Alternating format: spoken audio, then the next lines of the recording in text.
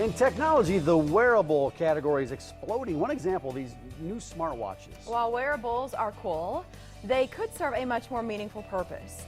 Here to compute this, Thor Schrock. Good to see you, Thor. Good to see you guys. Thanks for having me. So I like how this came about because you were inspired by this, something that happened to your dad. What happened? Yeah, well, my dad suffered a slow motion fall from a chair, and he hit his head on the wall. So a slow motion fall is different than if you're standing and you fall over. Just about every fall detection system is going to detect that you hit the floor. But when you slide out of a chair, there's no sudden acceleration and deceleration. But when he went down, he kind of went down kind of twisting sideways, and he hit his head on the wall.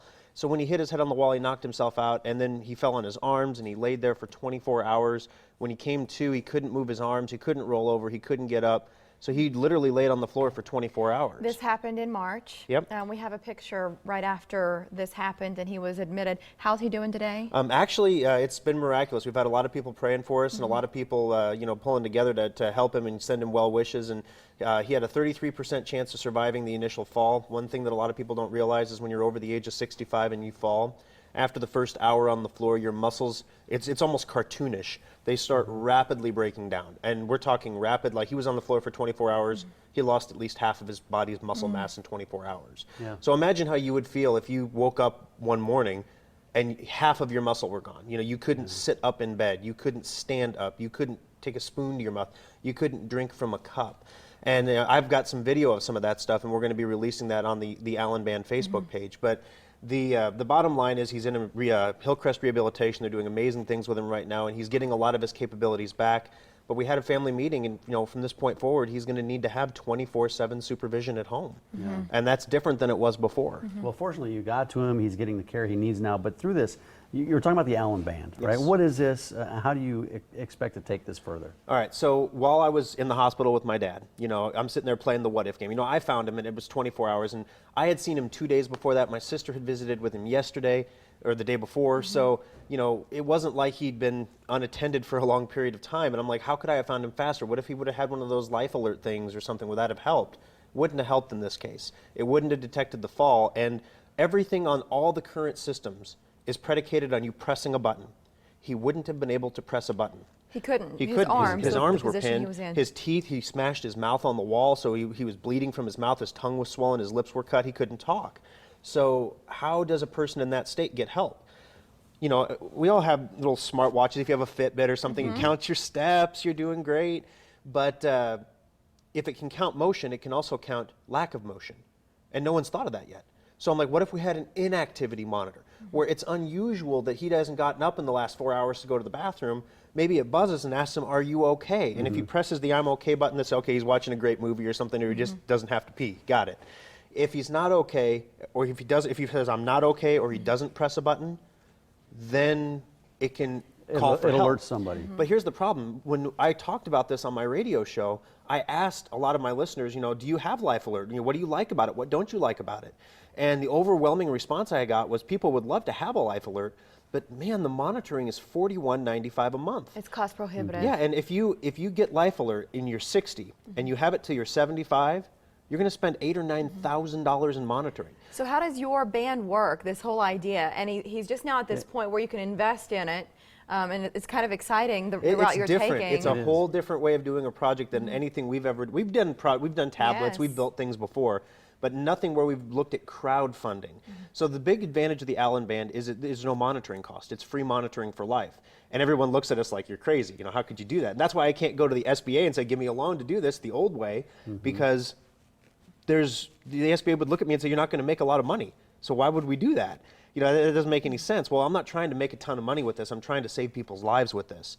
And it almost, I feel weird even saying that because, you're like, I'm trying to save people's lives, But really, if I would have found my dad in 4 hours instead of 24 hours, it would have been a whole different recovery. Yeah. And so what we try to do here with the Allen Band is it's going to be monitored by a computer, by a cloud server. And when you have an event or you need help, instead of calling some nameless, faceless call center that doesn't know you from Adam, people, your relatives, your family get text messages or emails or alerts on their apps, on their phones. If you don't have family, maybe you have a neighbor and you could monitor each other. So somebody will know that you're down and you need help, even if you are unconscious and don't know to send an alert. Yeah, if your dad would have had something like that, you would have gotten a text message within, you know, 30 Within a few minutes to an hours. hour or whatever Yeah. it was that would alert you. You'd be able to get over there and help them out earlier. So- So how can our viewers help in this? Okay, this is where it gets different. We've never done anything like this before.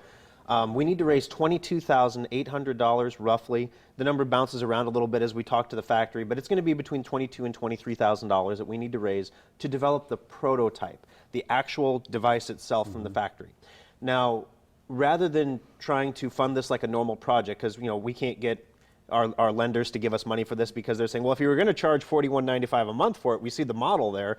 But if you're just basically making a product that's going to be, you know, subsist, then, you know, sorry, Thor, you know, you're a great guy, but, you know, when you have another tablet, come see us, you know. So what we want to do is we want to use crowdfunding, and we're going to use a website called Kickstarter to do this. But here's how Kickstarter works. When you back a project, you're called a backer when you do Kickstarter. So you're not an investor. You know, it's not like when you, in the typical thought of investing where you give money for a share of the company, that kind of thing.